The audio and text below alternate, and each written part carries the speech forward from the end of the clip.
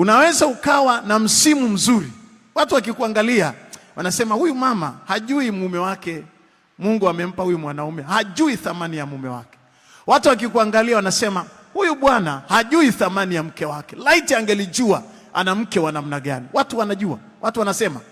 Kuna watu ambao walikuwa na msimu mzuri wa kusoma, wazazi walikuwepo, walikuwa tayari kukulipia ada, lakini hukusoma.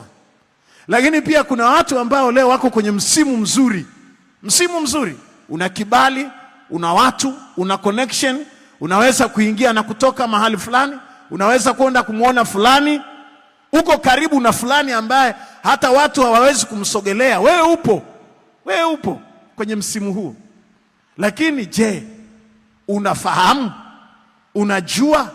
Kwa hiyo Mungu akusaidie kujua namna ya kubaki kwenye kusudi na namna ya kutoka kwenye shambulio la msimu na kupata bumbuazi la moyo. Kuna mtu ambaye anatumia fedha, anatumia nafasi yake kwa kurelax, kwa starehe, kwa maisha ya starehe. Ukimwangalia unajua tu huyu amepata shambulio la msimu.